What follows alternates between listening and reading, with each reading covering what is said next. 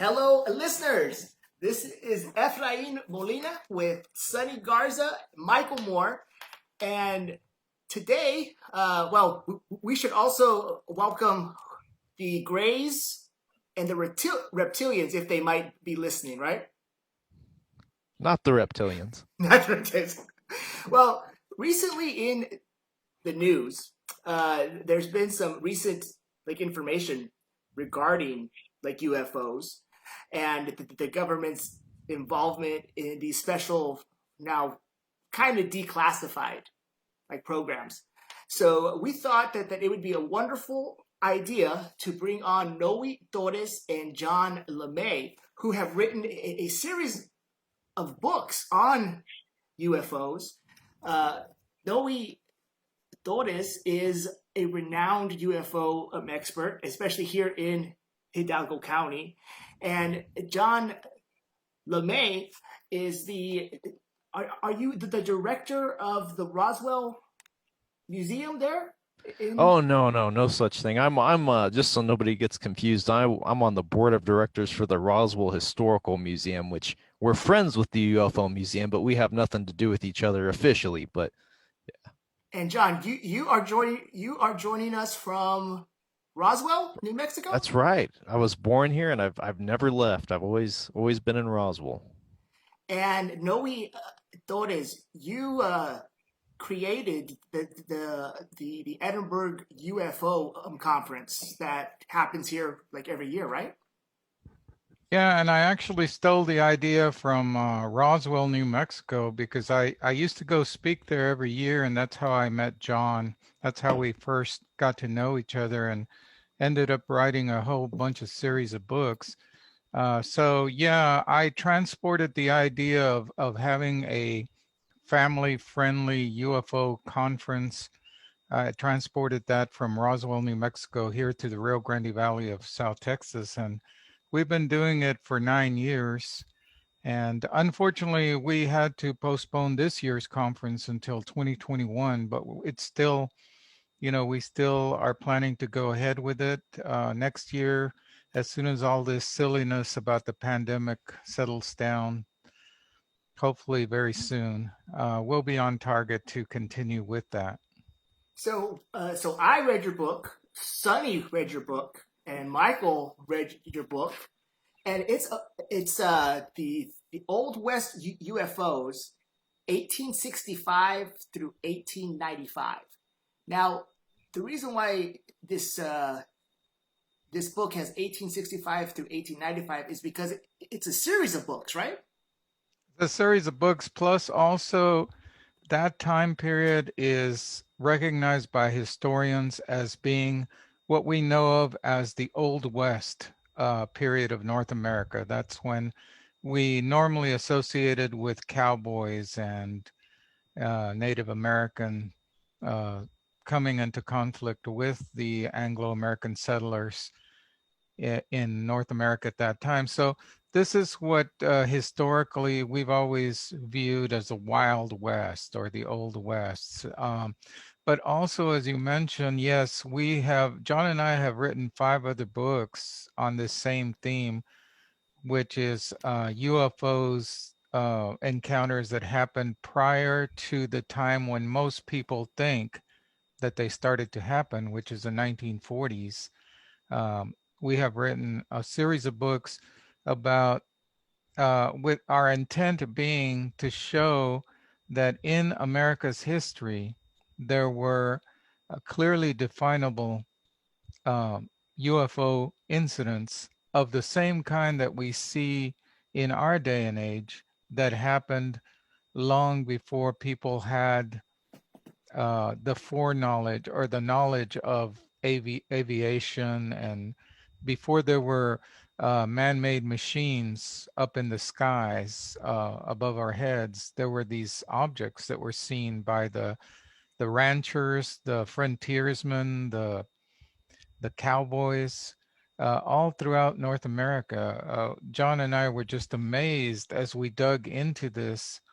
We looked at primary documents. We looked at scientific papers that were written prior to, say, the 1930s. And it's amazing oftentimes, as we'll talk more as the show goes on, but oftentimes people of that time period did not have the vocabulary, especially prior to, say, 1910. They did not have the vocabulary to describe what they were seeing in the sky because they didn't know the terms having to do with rocketry, with aviation. There were no airplanes uh, that were known yet, or they were just experimental in the teens, in the early 1900s. But prior to that, if anything was flying around in the sky that wasn't a bird, they did not have the terminology or the vocabulary to state exactly what it was. So we have to approach this as historians. We have to look at cases where the terminology isn't what we associate with UFOs, and yet they were seeing strange, unexplained things in the sky that they could not identify. Yeah, I think some of the stories that I saw, like in the book, was like some of the first recorded encounter with a reptilian, right? Yep, and you can interpret that story through the lens. It's a fun thing. You can interpret it through the lens of ufology or cryptozoology, because what the witnesses saw back in 1892 in South Carolina, it was, basically a reptilian. And believe it or not, I actually consider that to be one of the more credible stories in the book because, the problem with the 1800s was there was a lot of yellow journalism just for entertainment. And I looked at the story of the so-called 1892 reptilian, and I'm thinking to myself, if I was a newspaper reporter out to just whip up a good yarn, what I would have created is a man with an alligator's head, because that's kind of silly and it's really far out, but that's not what the story reports on.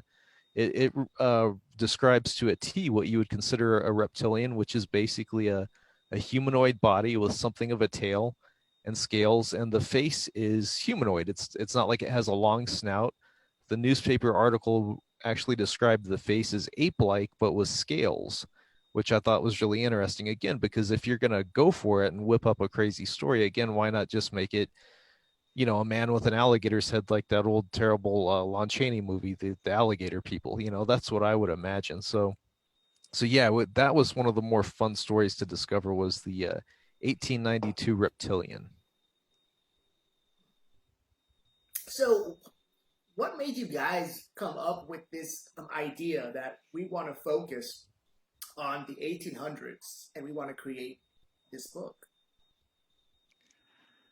Well, I'm gonna give you my perspective, and then John, I'm sure, has his. I was writing books at that time about UFO cases that have occurred more recently um, with my friend and fellow UFO researcher Ruben Uriarte from California, Northern California, in the Bay Area.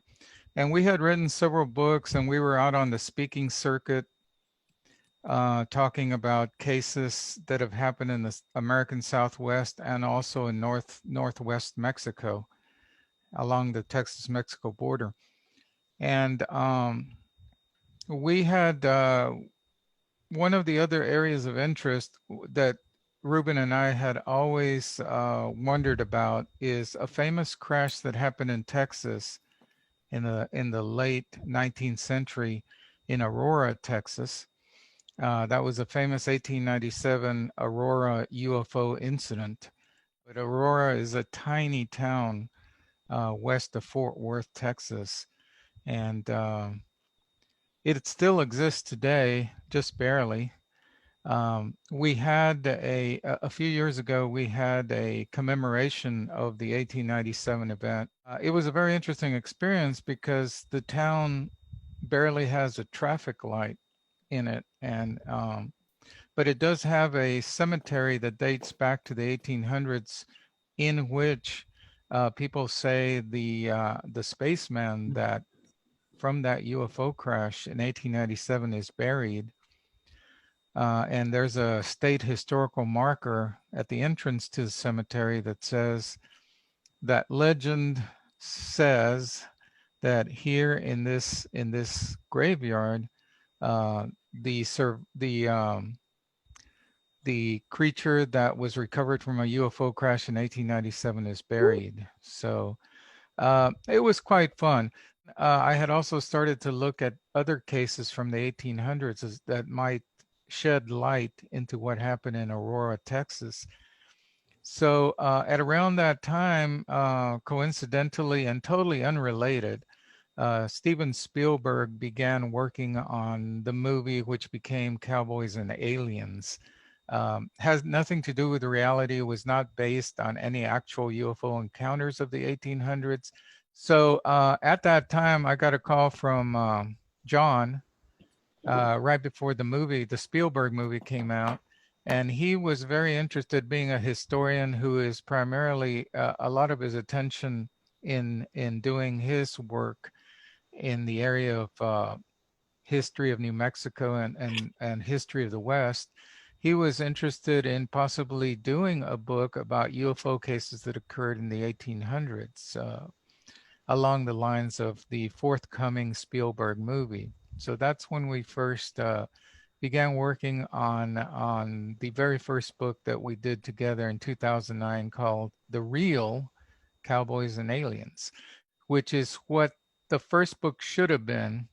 Um, but we were targeting a different audience back then, and now we have this book, which is 300 pages. It's aimed at adults, and it includes maybe 80% more material than our first book did. So that's a story of how we got here today with our new book. That's the one I need to read, because I read the Real Cowboys and Aliens, because that's the link that Ef'n sent me, which explains why I finished in a couple of hours in one night. But I have to say that it was very interesting. I did have a lot of questions regarding it. John said something that earlier that was encompassed one of the questions that I had, which was, there was a lot of writing back in that time that was purely for entertainment. And what do you guys look for to try to decipher and distinguish between something that's not just an Orwell story, for entertainment that ends up causing a rise out of the people, versus something that actually sounds credible? That's part one. And part two, there were cameras back then. They were very hard to transport, but have you ever seen any photographs of actual crash sites from the 1800s? Well, let me take them in reverse order. Regarding cameras, cameras were very expensive, very difficult to transport, and they really didn't become widely available until the very latter part of the 19th century. Also, even when cameras were available, it was too expensive a process to include photographs taken with the cameras of the time in periodicals, including newspapers. So you didn't see photographs appear in newspapers until much later. We have a few photographs that started occurring after the year 1900. So in the books that we're writing that cover the early part of the 20th century, we have a number of chapters about actual photographs that were taken, which it's very interesting because several of them have metallic spheres that were captured spinning through the sky with lights on them. There were nothing like the early aircraft that mankind was designing. They were actually metallic saucers. So even way back then, at such an early period of the 20th century, there were the same sort of saucer sightings that became widely known in the late 1940s and then on through our day today. So it was, how do you distinguish from? Oh yeah, the journalism. Okay. Now, John and I have had some disagreements on this philosophically, because he's a lot more skeptical in some ways of the journalism of the 19th century. But what I try to do is I use the preponderance of evidence. I look at if something is reported in a newspaper, I give it more credence but when I find other articles written in other newspapers of the time commenting on that same event, as opposed to a single newspaper article in a small town daily or weekly newspaper in the middle of Nowheresville, Ohio in 1852. And there's no other mention of that event in any of the media of the time. So that is the way I work it. Yeah, so what I tell people who are just totally skeptical of these articles, because I'm only skeptical of some of them, not necessarily all of them. But my argument, and I'm going to use cryptozoology in here pretty heavily, just because I'm really more familiar with that than I am ufology. But it's like this, people have been seeing Bigfoot since the dawn of time. People have been seeing dinosaurs when they shouldn't since the dawn of time. They do find cave paintings of actual dinosaurs from time to time. They found cave paintings of things like Bigfoot. People today still claim they see living dinosaurs. They today claim that they see Bigfoot. So why wouldn't you have newspaper articles where people are claiming that they saw a dinosaur, they saw Bigfoot, they saw a UFO? So certainly, yeah, some of them were probably hoaxed, unfortunately, but uh, that doesn't mean that all of them are false. And a good way that I can usually tell that they might be a hoax is if you get a very similar story pop up a few weeks later. In other words, a newspaper writer may have seen this story and he liked it, so he changes the names and the dates and he concocts a very similar story. To me, that always hurts the credibility when you find these stories that are very similar. Um, they're just the odds are too much against it. You know what I mean? So that's always a problem. Hey John, just to back you up on that, remember we had a story about a mummified little person that was believed to be an inhabitant of Mars or Venus. Yes, and I've just got to talk about this one because this is what's maddening as a researcher. Because yes, that story was a hoax, but here's what is so weird about that story. I'm from Roswell. I 100% believe the Roswell incident happened, where you've got the 4 foot tall alien bodies. You've got wreckage with hieroglyphic type writing on it. Well, so in the story Noe was just talking about, it was from 1864, and two geologists claimed that they found a big meteorite, and they dug it up in the ground, and within the meteorite they found a sarcophagus with a 4 foot tall dead alien in it, and they also found these weird plates that had alien hieroglyphic writing on them. It's just amazing that that story was from 1864, so so far in the past behind Roswell, and yet it's very similar to something that likely did happen, even though it was a hoax. And then going even further into it, in 1932 in San Pedro, Wyoming, they found what's called the San Pedro mummy, which is a very tiny humanoid creature with kind of an elongated skull. And it wasn't a hoax. It did actually exist. And the problem is that the body was lost at some point in the 1970s. So we can't do DNA testing on it today to prove what it was. So again, it's just very frustrating because you do have stories that are hoaxes, but they have so much in common with the truth.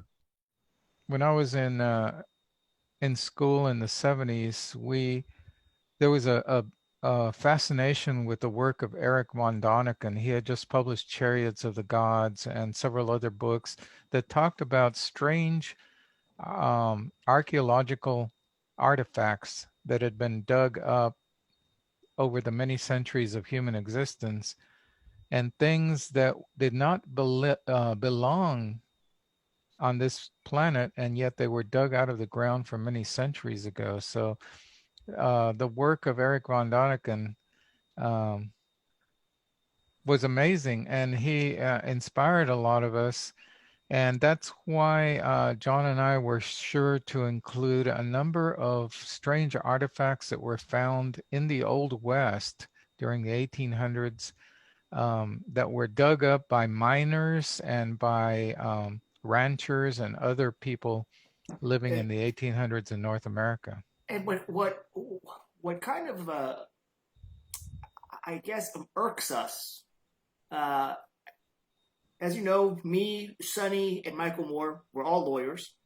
We make our living in looking at evidence and convincing people one way like or the other what is the truth. And I was talking to Michael about like UFOs and the evidence like coming out, and Michael hit the nail like on the head in terms of evidence.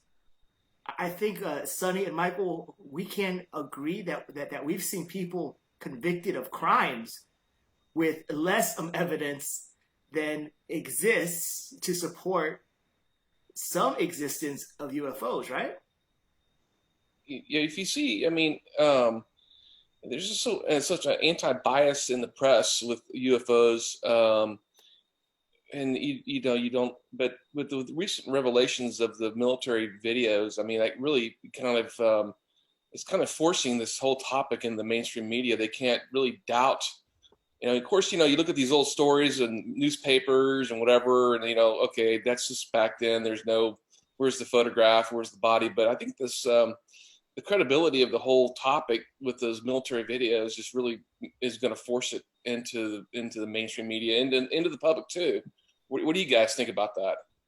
You know, all of us have heard about these men in black encounters.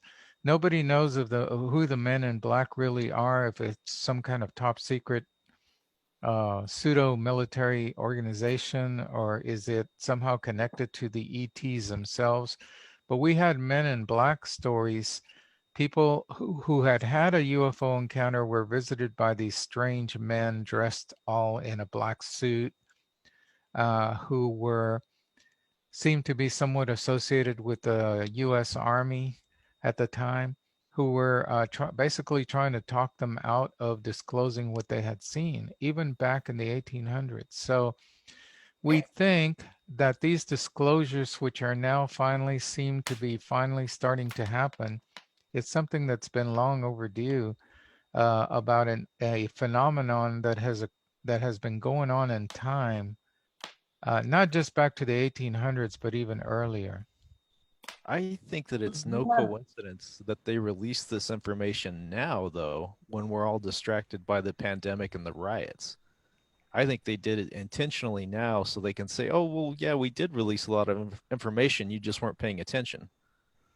Oh, well, you know, my opinion on that, John, is it's actually the contrary. I think yes, there's a lot in the news regarding the pandemic, but we're at a stage in the pandemic where we're searching for, or at least I am, and I usually believe that if I'm feeling some way regarding what's going on in the press, other people are feeling the same way because I'm just a member of the general public. But I think we're at a stage in the pandemic where we're trying to find news other than what's going on with the pandemic. So I think more people paid attention to that than would usually pay attention to it had the pandemic not been going on. Because I know I hate watching the news now because it's all about COVID-19. But you talking about aliens, and I'm going to raise the volume up, you know. But what comes after, Noe? I mean, so we get resolution, and then what's the next step? We got to figure out or has that been figured out, you know, by the government? I don't know.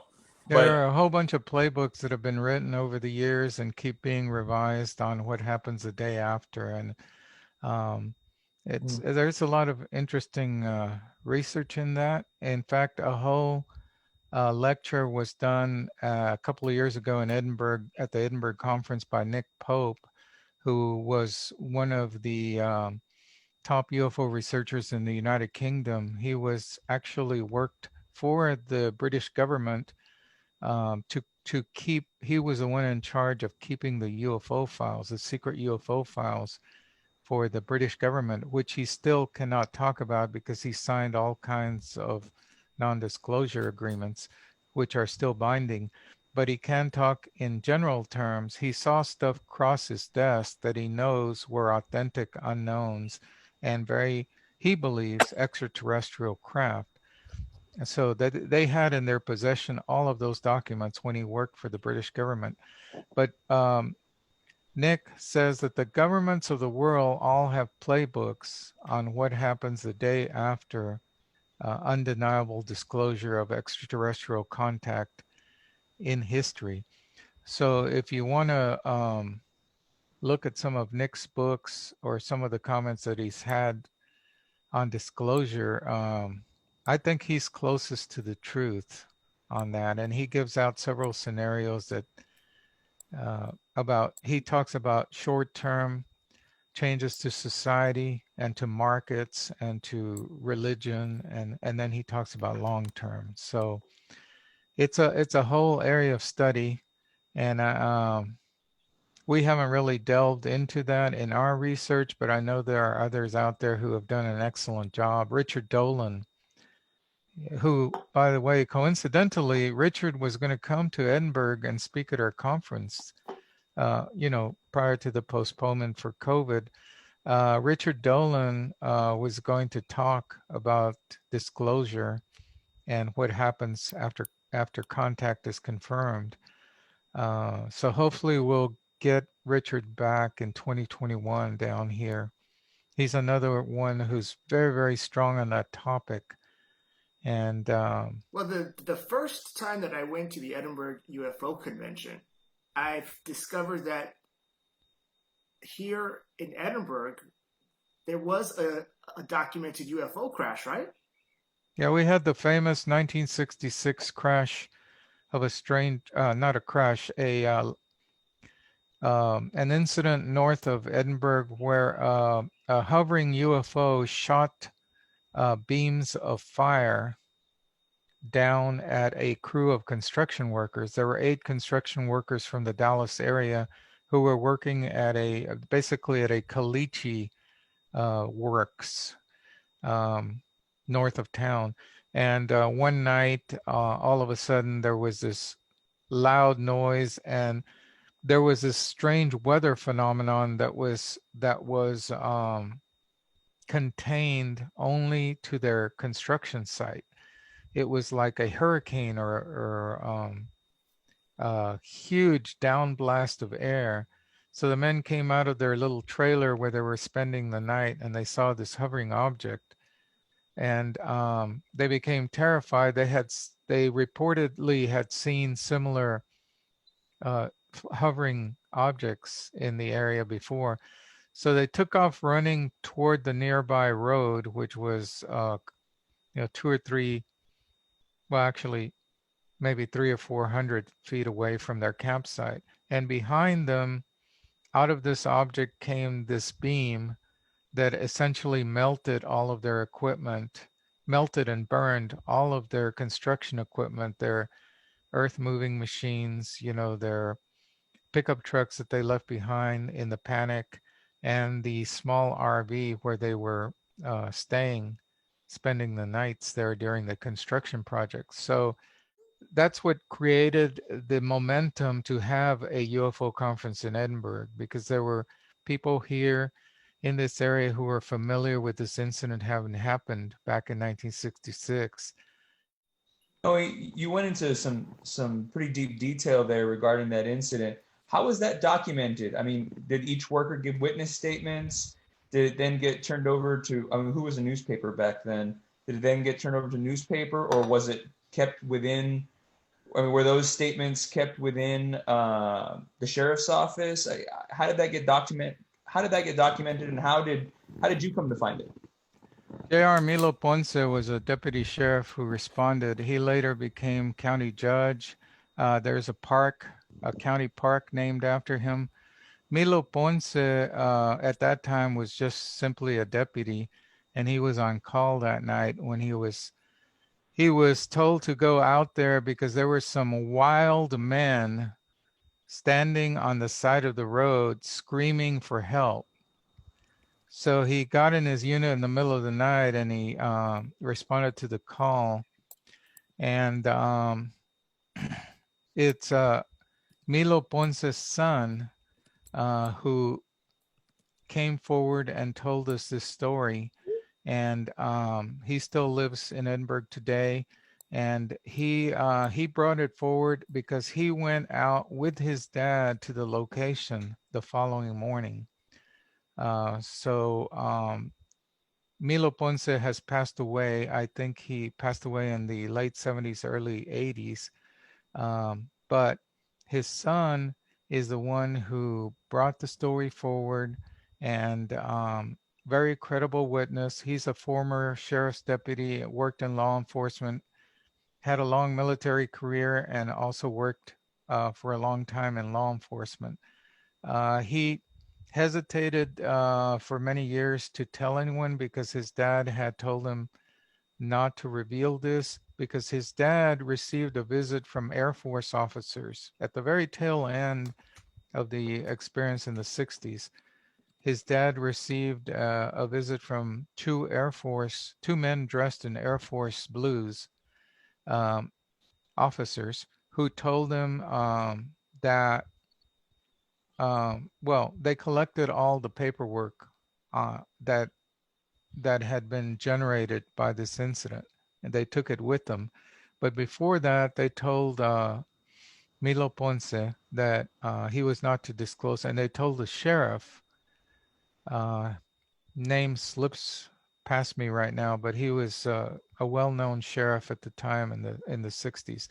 Anyway, they told the sheriff and they told Deputy Ponce that they were not to reveal anything about what happened, that it was a national security issue, and which has led to the conjecture that maybe this was some kind of experimental aircraft that was being tested out of Moore Air Base, which is located about 5 air miles away from where this happened. But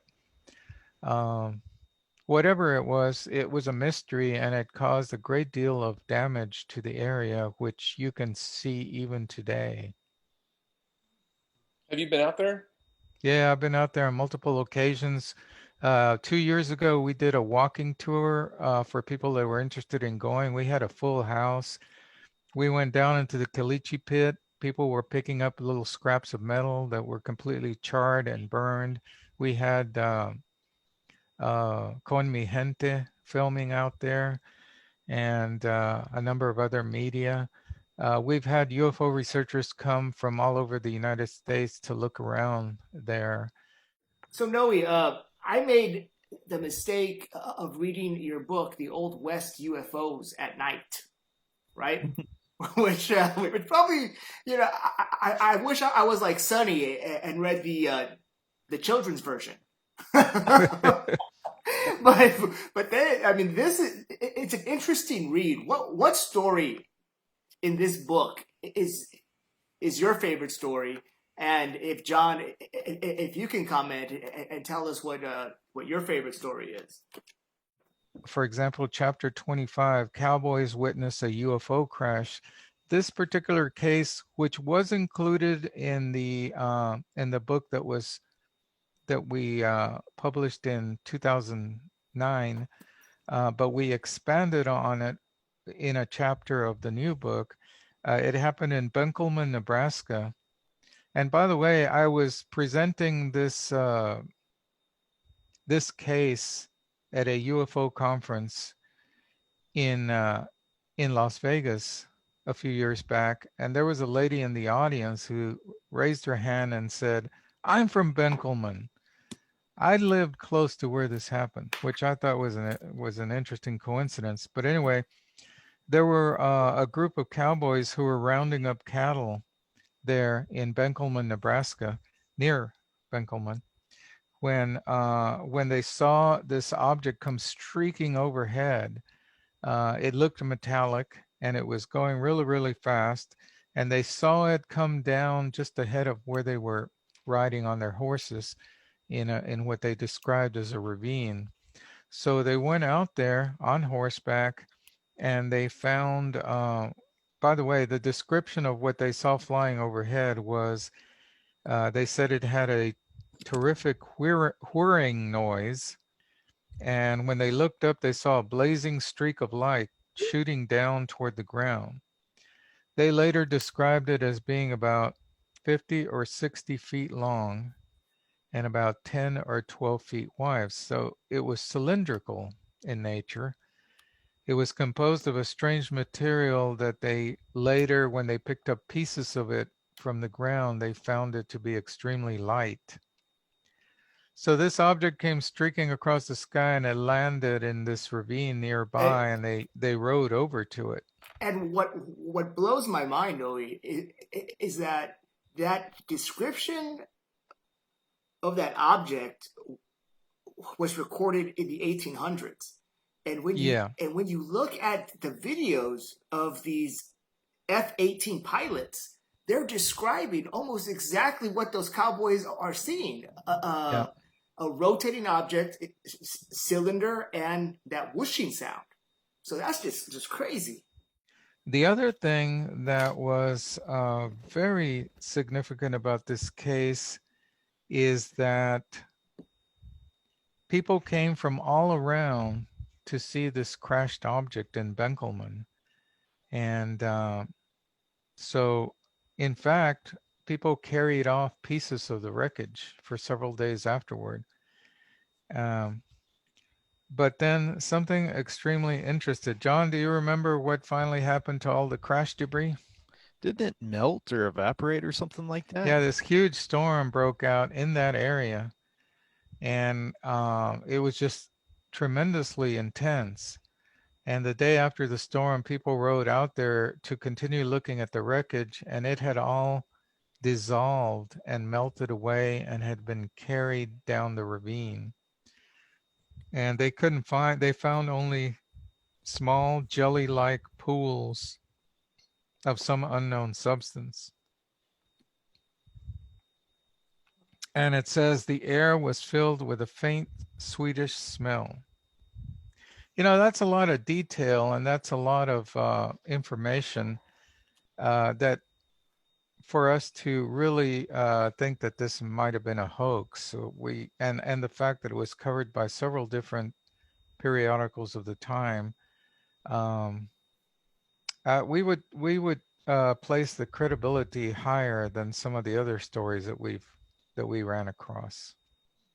So this is the story that stuck out to me, and I read the Real Cowboys and Aliens, which was the middle school version, but you did have that story in it, and out of all of the stories in that book, that's the one that stuck out to me the most because of the descriptions that the newspaper gave. And the way it described the UFO, the way it described the heat, and you know, the proximity that the cowboy was to the crash, I immediately, you hadn't said it yet, but I immediately thought, well, that sounds that sounds very similar to what radiation heat sounds like. And I gave that story more thought than I did all the other ones, and I came to the conclusion that either they actually reported those exact details back then, and they took them for true. The newspaper did. It wasn't an entertainment story, or we have to believe that they just had extremely creative imaginations for that time, because this was pre-science fiction. Keep in mind, right. Science fiction really did not come into the forefront until the 1920s. So this was way before people did not have any notion of spaceships, rocket ships, extraterrestrial life. So what I'm really proud of about our book in general is some people might think it's just a book of a bunch of chapters about a man on a horse sees a UFO, but it's really not very many are that simple. These stories are pretty diverse. You know, for instance, we did a great chapter on a family of spiritualists who believed that they could psychically project themselves onto the planet Mars. We've got a chapter on that in there. I found a really interesting one about Pyramid Lake, Nevada, where these creatures that were like small humanoids with large heads, you know, which sounds like a gray alien, would come out of the water and abduct people and drag them back in, and they called them water babies. And so we've got a lot of variety. So it's definitely not as simple as just people from the time period see a UFO. We've got a lot of really strange stuff. But to pick my absolute favorite, as a kid, I liked books by the author Daniel Cohen. He was a paranormal investigator who was nice enough to write books for kids like me, and I ate those books up. And he really fascinated me when he wrote on a being called Spring-Heeled Jack, which was seen in 1830s London. And what was strange about Spring-Heeled Jack was even though he was from the Victorian era, he had kind of like a silver jumpsuit on, and they called him Spring-Heeled because he would jump really high and he breathed fire and he was really outlandish sounding. And in the 1950s, a UFO researcher was reading up on that case, and this UFO researcher put forth the theory that, well, maybe Spring-Heeled Jack was an alien. Well, I think it was Jerome Clark, probably. I can't remember who it was, but Jerome Clark or somebody found a newspaper article from Kentucky, I believe in the 1880s or 1880s, where a being very similar to Spring-Heeled Jack was sighted in Kentucky. And what's more is a few days later, a being piloting a UFO was also spotted in the same area. And so it kind of helps to lend credence to this whole theory that Spring-Heeled Jack really was an alien. So that one might be my favorite.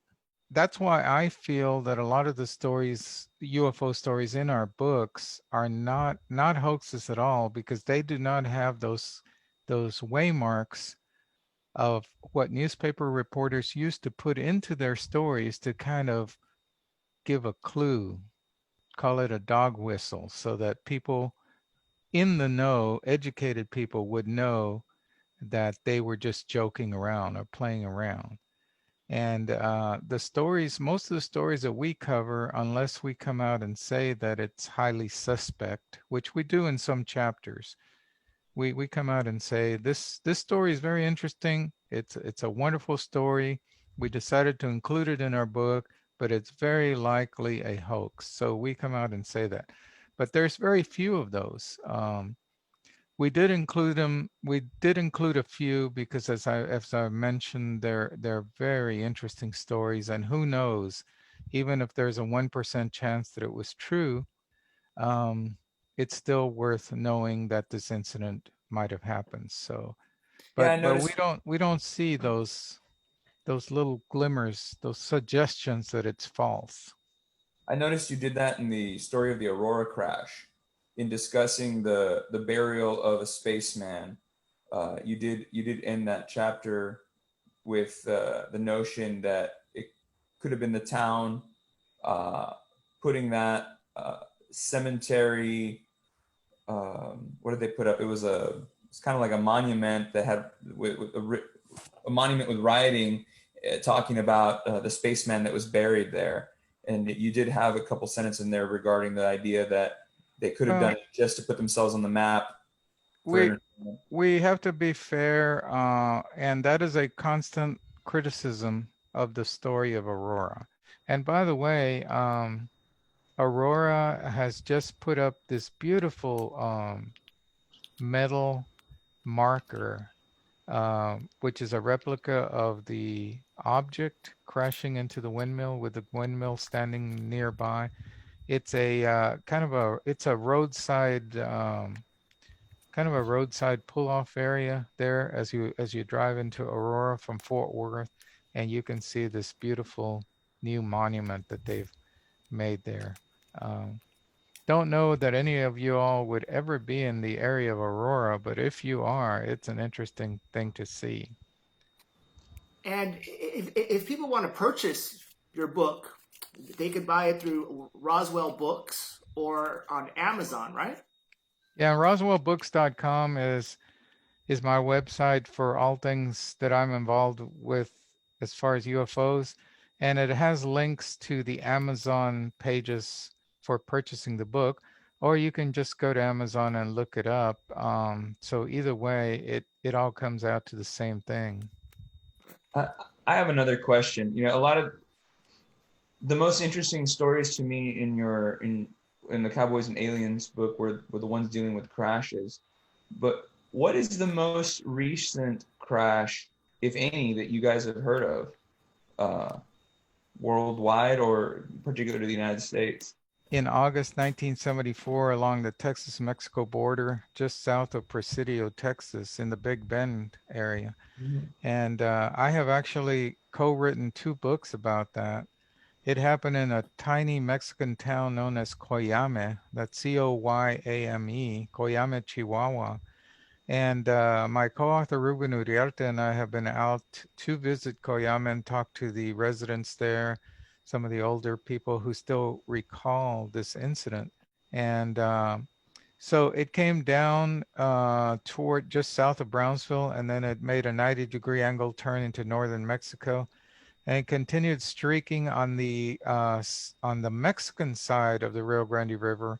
It continued traveling toward the area of Chihuahua, northern Chihuahua state, and supposedly the crash with the small plane occurred right over the town. It's really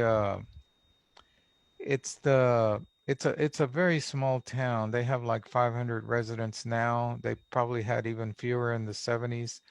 The plane crashed supposedly northwest of town, closer to the Rio Grande River, but on the Mexican side. And so that crash retrieval, there's a lot of compelling evidence. The U.S. sent a crash retrieval team to recover the crashed UFO and bring it back to the Davis Mountains prior to removing it from there to a secret military facility afterward. And how long after that 1974 crash were you out there looking around and investigating? And what did you find?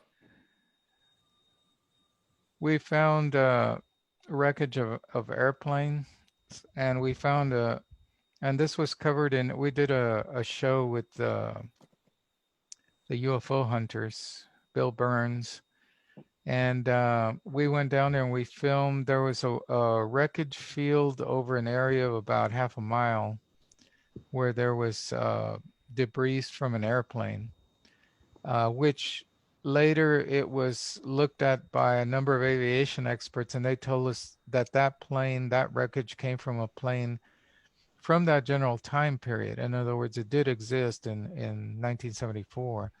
And then we also found this strange hole in the ground, which was near the airplane wreckage site.